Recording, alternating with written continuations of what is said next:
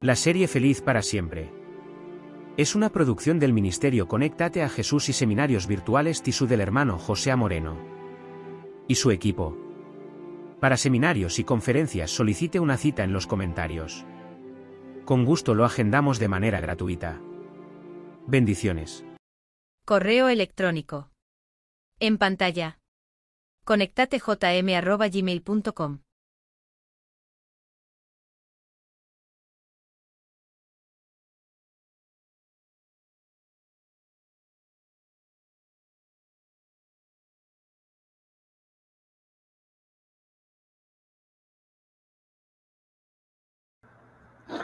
El Ministerio Conéctate Jesús y Seminarios y Tutorías TISU presentan desde Panamá, Puente del Mundo y Corazón del Universo la serie Feliz para Siempre en el segmento La Biblia al Día. Escudriñad las Escrituras, porque a vosotros os parece que en ella tenéis la vida eterna, y ellas son las que dan testimonio de mí. Juan, capítulo 5. Versículo 39. Escuchemos el capítulo de hoy.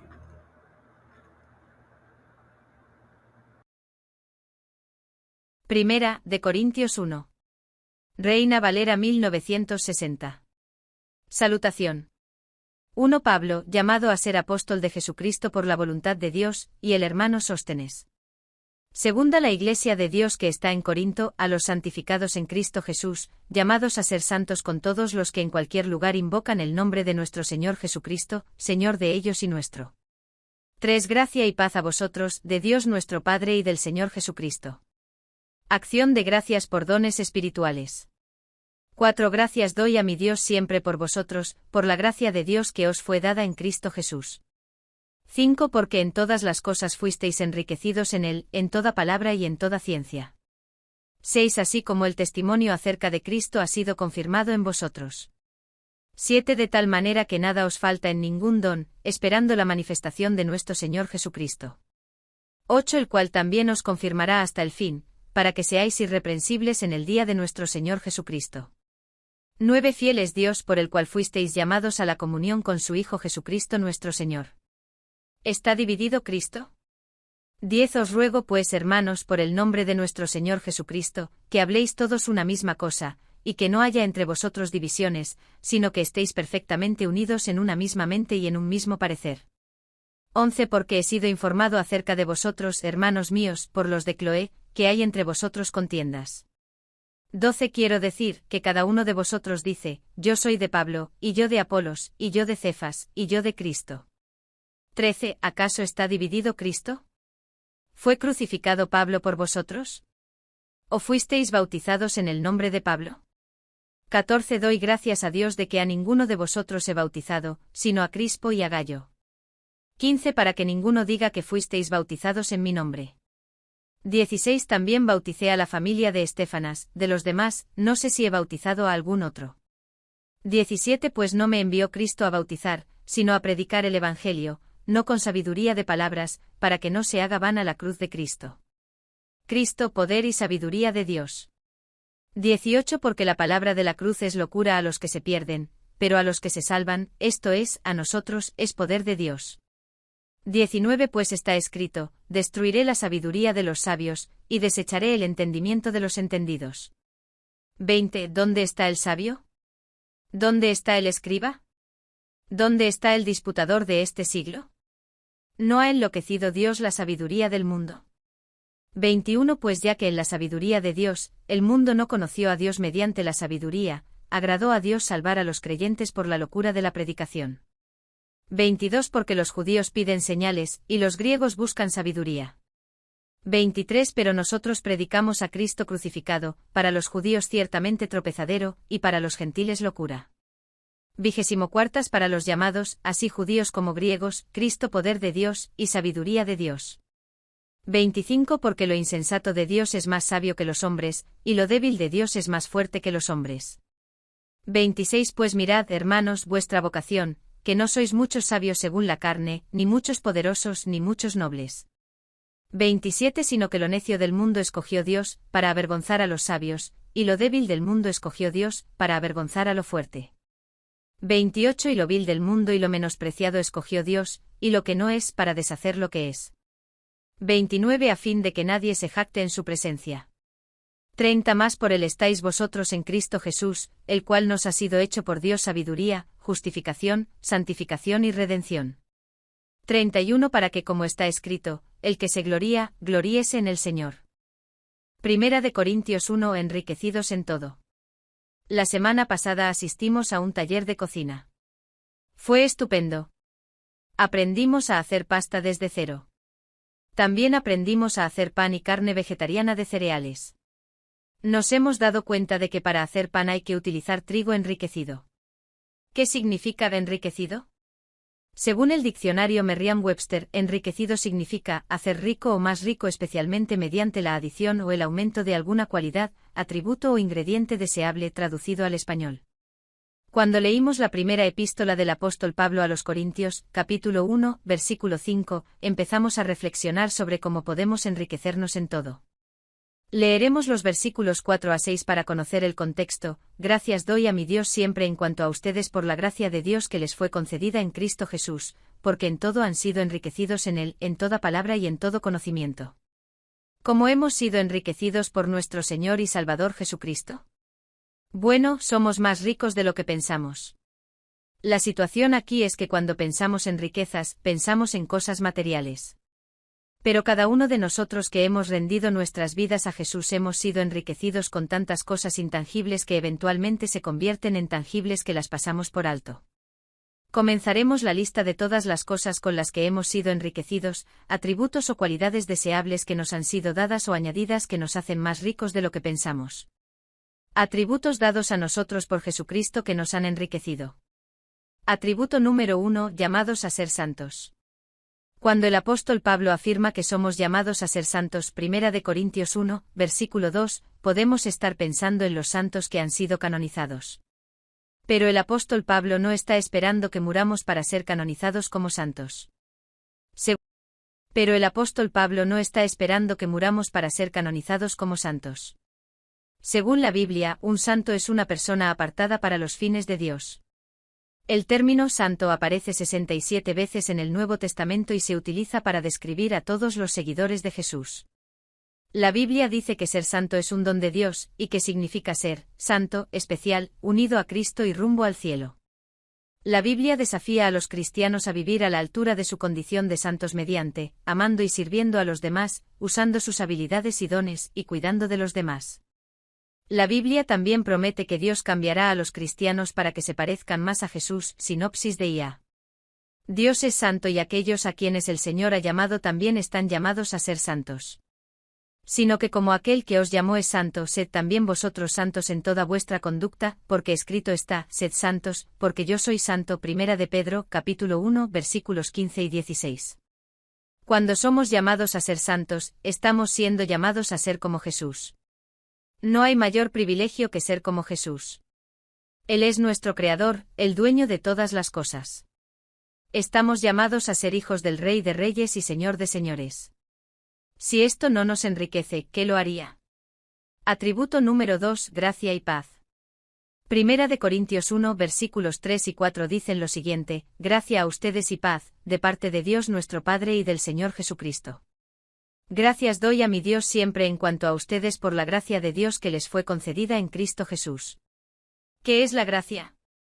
En la Biblia, la gracia es un tema central que se refiere al favor y la bondad inmerecidos de Dios hacia las personas.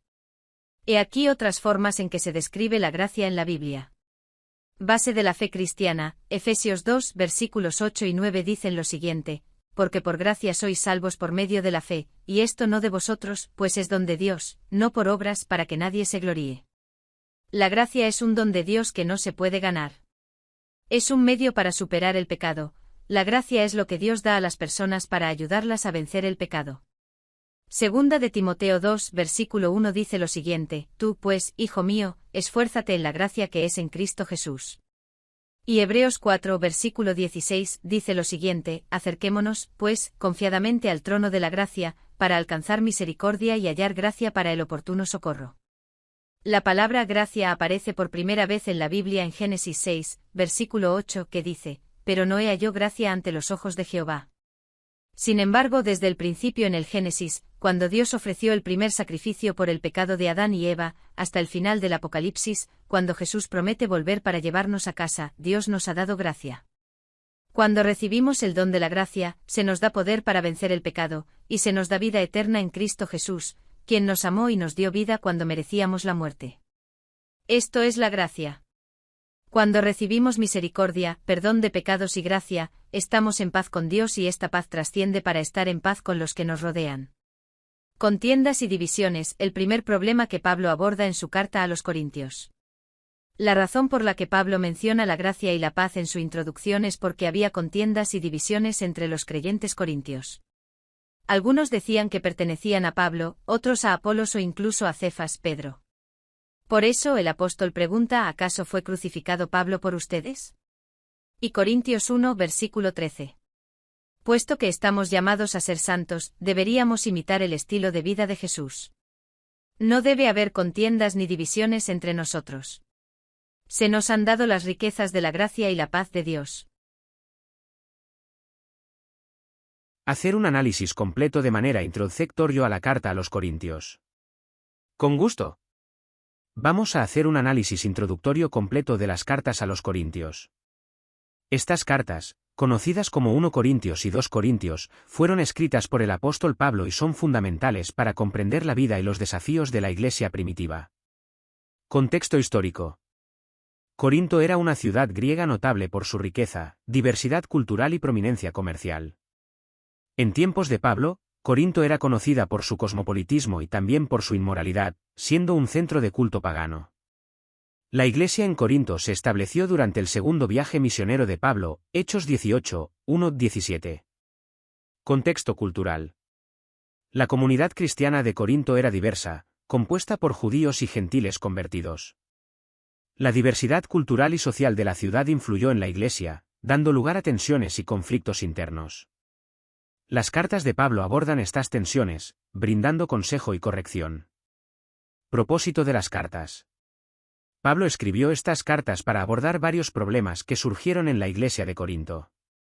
Estos incluían divisiones internas, inmoralidad sexual, litigios entre creyentes, preguntas sobre el matrimonio, la idolatría, el uso de los dones espirituales y la correcta observancia de la cena del Señor. Temas principales. 1 Corintios. Unidad en Cristo. Pablo exhorta a los corintios a dejar de lado sus divisiones y a unirse en Cristo. Pureza moral. Aborda problemas de inmoralidad y exhorta a los creyentes a vivir vidas santas. Dones espirituales. Explica el propósito y el uso correcto de los dones espirituales, destacando la importancia del amor. 1 Corintios 13. Resurrección. Defiende la doctrina de la resurrección de los muertos, esencial para la fe cristiana. 1 Corintios 15. 2 Corintios. Reconciliación y perdón. Pablo aborda la necesidad de perdonar y reconciliarse con aquellos que han errado. Autenticidad apostólica. Defiende su ministerio y su apostolado frente a los falsos maestros que cuestionaban su autoridad.